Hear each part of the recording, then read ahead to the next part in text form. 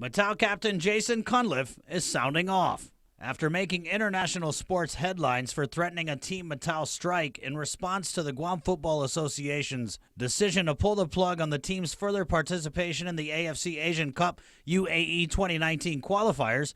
Cunliffe expressed his disappointment with the GFA in an exclusive KUAM Sports interview. The Guam men's national team had qualified to play in March after competing in the EAFF E1 Football Championship in November in Hong Kong.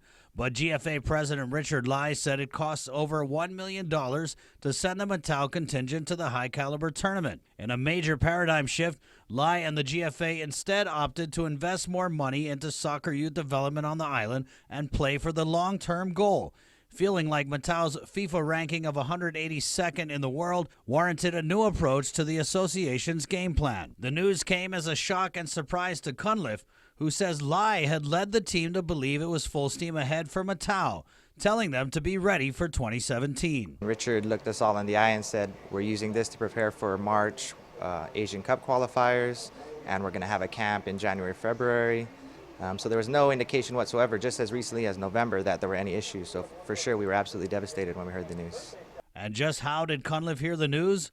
Not from Lai or the GFA, he says. In fact, Cunliffe says he heard the news on the news. We represent the island. You represent the island. You know, we're the GFA national team.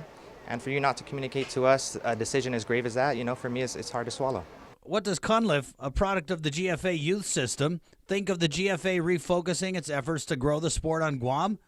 He says it comes down to the kids wanting to win. The way I did it was I touched the ball every single day, you know, not at the field, at my parents' house because I wanted to, I had the desire. But at the end of the day, if they don't have the technical ability or the drive to put in the work like I did as a kid, it doesn't matter what GFA does. Now, Lai says the odds of Matau's success in the tournament were not high enough to warrant an investment of over $1 million. So instead, the GFA chose to go back to the drawing board and reinvest in youth development, with the end goal being a Guam team more reflective of Guam, since most of the Matau players have what some call questionable ties to Guam. Now, some in the soccer community felt the GFA's approach of trying to build a winner with mostly off-island pro players was keeping local homegrown talent from getting a shot at the next level. Of course you want, you know, more Jason Cunliffes, but at the end of the day, that's not what we have right now. And you need to use every resource that you have, and that's what we're doing. And bringing guys in like AJ De La Garza, Ryan Guy, Sean and Travis Nicklau, you know, professional players, I can tell you right now that them coming in has helped our local national team players more than anything. Helped or hurt? It depends on who you ask. Lai tells KUAM Sports travel costs account for one of the biggest chunks of the budget for Matau, having to fly players from all over the United States to FIFA match countries, and to make matters more expensive, some players will only suit up for Guam if they're flown first class. Which brings us to the money.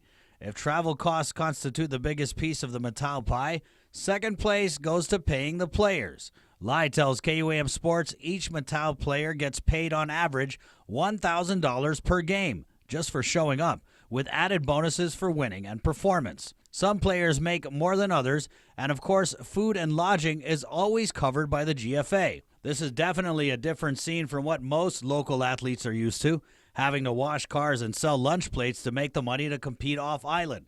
That being said, Cunliffe says if the Matau were asked to take a pay cut or play for free, he thinks they would have agreed to both. I can tell you right now the compensation that we get is minimal, but absolutely. We would absolutely, I mean, you could ask the guys, they were, what can we do? You know, can we help to pay some of the costs? You know, and it's like I said, it's like we were when I was a kid. I paid my dues. I got no problem paying for my trip if that's what it takes for us to compete.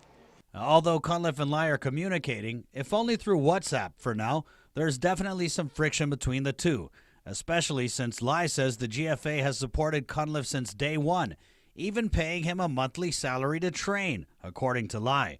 Cunliffe, however, is saying that isn't the case. Oh, I wouldn't get salaried. We would get match money, win bonuses if we did win. I did work at GFA for a few months during the World Cup qualifiers. And what about the threat of a Matau strike? How does a team strike if it's essentially been benched by the bosses? Cunliffe agrees it would be hard to strike this year, but next year brings another round of qualifiers, and he says the GFA shouldn't count on the Matau to play. The Matau captain also expressing his disbelief with the GFA, saying there isn't enough money to send Matau. He says if money is the matter, why wasn't it brought up earlier? I haven't seen anyone attempting to raise funds or going out in the community or letting it be known that we're having some financial issues, and in order to continue in the competition that we would need some assistance. So, it's a good question, Chris. I'm not sure. Bud Lai told KUAM Sports in an earlier interview the GFA already went to GVB with its hat in its hand, and it wouldn't make money or sense to do it again. Cunliffe says the GFA does have the funds, given FIFA recently announced it is awarding $5 million over the next few years to each member association. Cunliffe also points to the Masakata, Guam's national women's team, which is heading off to represent Guam in April. The Masakata currently ranks 77th in the world, considerably higher than the Matao, although women's rankings are configured differently. While many of the Matao were handpicked by former coach Gary White, the Masakata are comprised mostly of women who came up in the GFA's youth system. The women are going to compete. They recently announced that they're going to compete in April. I wish them all the best, and I asked, curious, just, okay, how is it we're able to afford that? He said the women's trip is $30,000. I said, okay, theirs cost $30,000, ours cost $200,000. Where's the $170,000 difference? And he said, a couple of guys fly business class. I said, really? That's quite a discrepancy. So, I think it's interesting. While Matao has missed the deadline to compete in March, next year's tournament rounds are up in the air. We can sit back and root for the Masakata in April. And for now, Cunliffe, a captain currently without a ship, plans to entertain offers from a few Indonesian football clubs.